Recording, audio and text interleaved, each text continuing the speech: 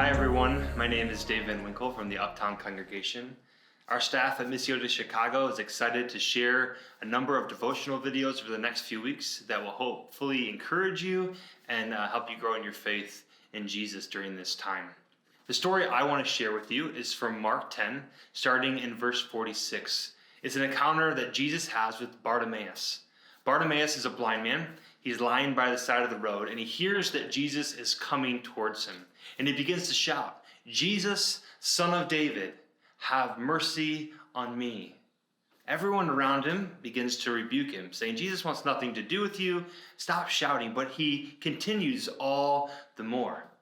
As Jesus gets closer, he hears him and calls him to come to him. He asks him the simple question, "What do you want?" And Bartimaeus responds, "I want to see." Jesus looks at Bartimaeus and says these simple words, "Go, your faith has healed you." And Bartimaeus can see. It's a remarkable story. But as you read the Gospels, it's not that uncommon. In fact, we see this take place over and over again, where those people that are desperate for Jesus, for his friendship, for his forgiveness, for his healing power, are often the first ones to receive the revelation that Jesus really is God's Messiah, to have saving faith. We see this happen with lepers and the lame and the mentally ill, prostitutes, tax collectors, even a centurion. And it's my contention, and kind of my main point this morning, is to share that desperation leads to revelation from God. In so many ways, this crisis has caused us to be disoriented a bit, to be desperate, maybe for the first time in a long time. We may see our inability to control or protect our lives, that maybe we aren't as free or self-made as we often presume that we are.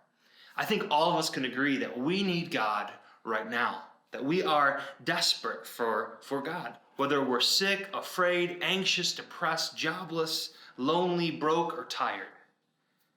And I just want to say that I believe that our desperation is the perfect setup for God's revelation. So I just want to encourage you over these next few weeks, the best thing I think you can do is to dive into the scriptures and to pray. And be sure as you do those things to listen, because I believe that the Holy Spirit is going to speak, and in those moments, the Holy Spirit's voice is going to prove to be unique among the other voices that we hear. Other voices right now are going to try to rush you, but God's voice is going to still you. Other voices are going to frighten you, but God's voice will reassure you.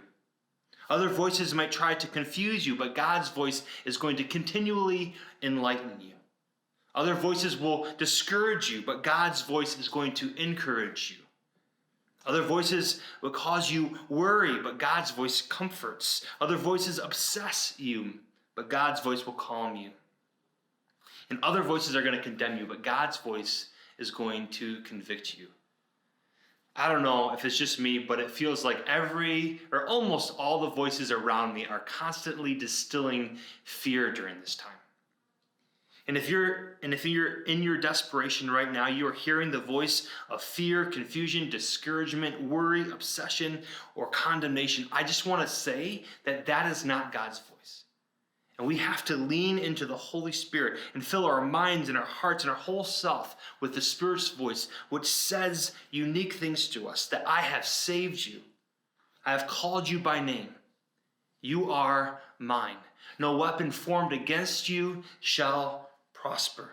I will never leave you nor forsake you. I am the Alpha and the Omega, the beginning and the end. And it is in this moment of desperation that I believe God is saying, this is when I'm at my best.